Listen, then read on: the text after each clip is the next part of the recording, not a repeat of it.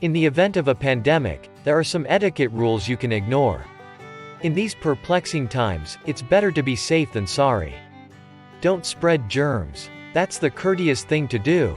COVID-19, often known as the coronavirus, has caused widespread concern across the country.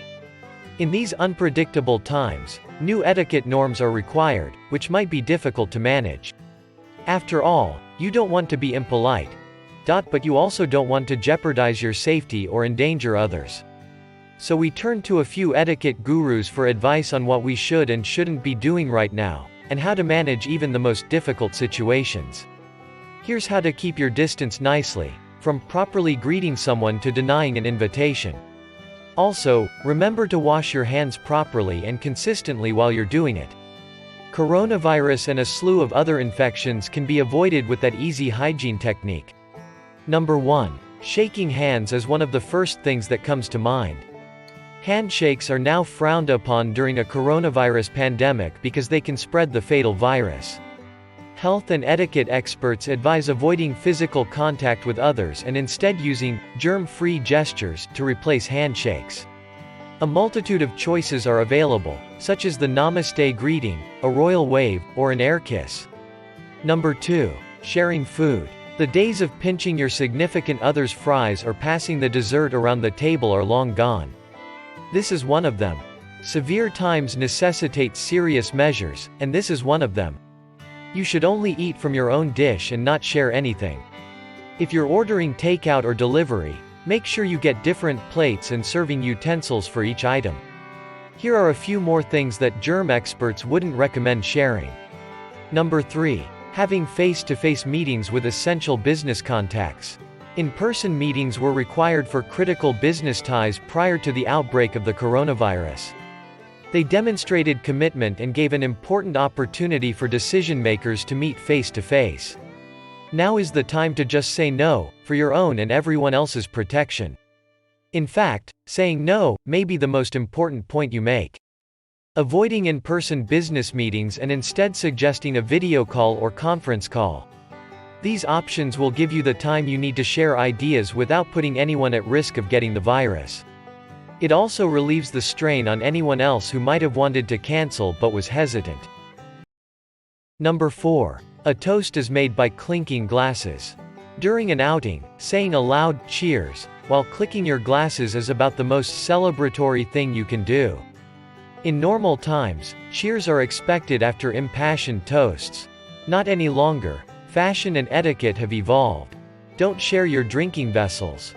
Number 5. Greeting someone with a kiss. Many individuals greet each other with a kiss on the cheek, notably Europeans who greet each other with 2 kisses. A cheek kiss is the customary courteous greeting in some places of the United States, despite the fact that it is not widely practiced throughout the country. If handshakes are forbidden, cheek kissing is also forbidden. Avoiding a cheek kiss nor air kissing is a way of being direct and indicating that you are making them equally safe. Number 6. After you've already said yes, then change your RSVP. If you said you'd go, you must go, according to standard etiquette. Having said that, in the age of the coronavirus, you can feel free to skip events. Right now, health experts say, it's all about social isolation because it's the only way to stop the disease from spreading. In fact, several major rallies around the country have been canceled.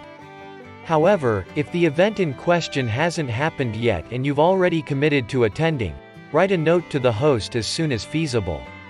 Explain that while you regret missing the occasion, you believe it will be safer for you and them in the long run. Number 7. Exchanging business cards. When greeting someone or leaving a meeting, standard business etiquette is that you exchange or offer a card.